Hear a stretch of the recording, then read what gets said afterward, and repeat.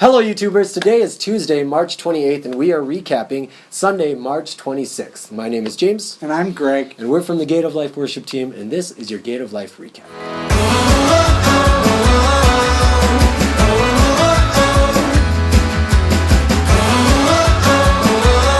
We truly do appreciate you coming and spending your evenings and also your Sunday afternoons with us. It was great to see all the people that came.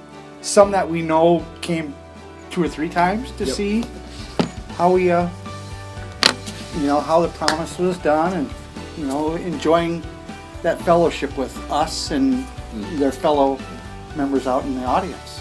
That's right. It's just nice to see a live portrayal of Jesus Christ again. And we have one more show today, but that'll be past, right? Yeah, that'll be past by the time this airs, but you can check it out anyway. So it's pretty cool.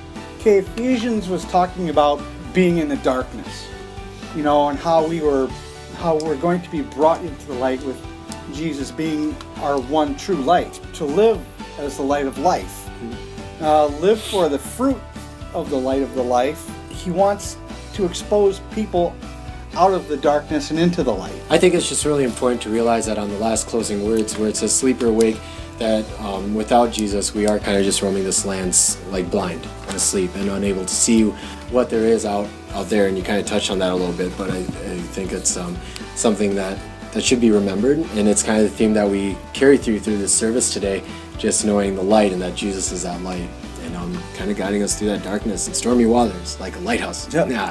The gospel today is from John, and it was meant to be really long. It was verses 1 through 41, but Pastor Jason kind of sums it up into one really short line. Jesus says, "I am the light."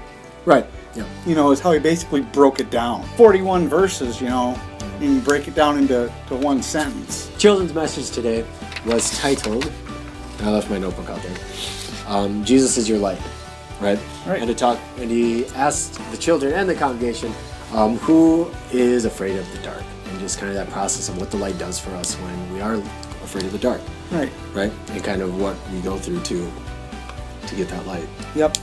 Pastor Jason also mentioned that one of his sons likes to, when they, come in and tell him goodnight and they all walk out and all the lights are turned off, he likes to get up and turn a closet light on or turn another light on, because he likes to go to sleep with the light on. Yeah. So that when he wakes up, he can see, versus waking up and not being able to see while he's in the dark. We move on to the sermon today. It's called Sleep or Awake, and this is where Pastor Jason really delves into the gospel and kind of breaks it down, and he really broke it down. That we're going to bite by bite this John 19 reading. Yeah, and he literally did. I think the big story out of it is the famous story about the blind man being healed by Jesus, and Jesus spitting in the dirt and picking it up. Now he's got mud, and then he just right in his eye. And all of a sudden he tells him to go bathe in this perfume or anointed pool. And then when he comes back, he can see again. And it doesn't end there, though. He goes on and talks about how then the Pharisees called him out, because in Jewish practices, Saturday was a Sabbath and this was a Saturday.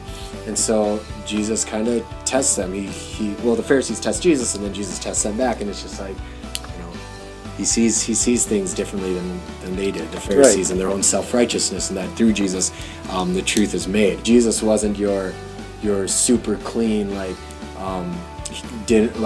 worried about his hands getting dirty type of Messiah. He was one that was really willing to get in there. I mean, he dealt with prostitutes, he dealt with people with leprosy, and now he's spitting on the mud and picking up, that mud. Right. You know what I mean? And it was through those works that some of his greatest miracles happened. Then Pastor Jason, throughout all this stuff, brought up different questions. Who sinned by making this man blind? And this man was blind from birth. Nobody's fault. People thought that if you sin in the womb, things will happen. Kind of that exact same thing. It's like, who had to sin for me to, feel this? And so, we say that very similarly today by saying, why do bad things happen to good people? The sin and blindness are not one and the same. Unless you choose to walk with God, choose to walk with Jesus, and not try and conquer this world in your own self-righteousness, you're lost. Faith requires hearing God's word. Not reading it, and, all that, but actually hearing what he's telling you. God wants us to know that we are reliant on him, not him reliant on us. Right. Go be disciples of Christ. Always remember, wear shades, my friend. And we'll see you next week. Bye.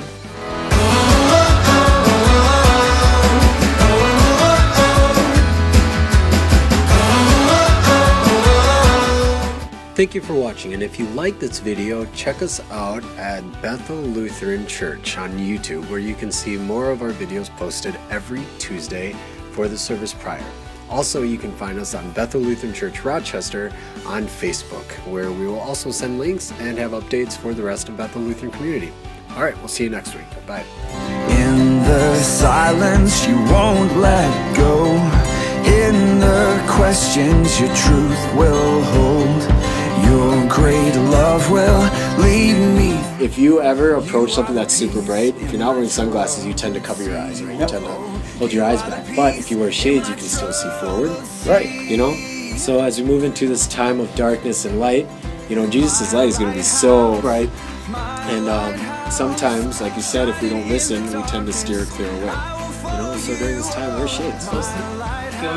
Yeah. And then we got more. Well, hello, YouTubers. Today is Tuesday, March 28th.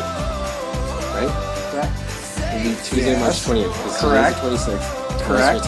Tuesday, 28th. Correct. Now we have to do it again. Explosions. That's pretty neat over here. Got it. No, that doesn't work.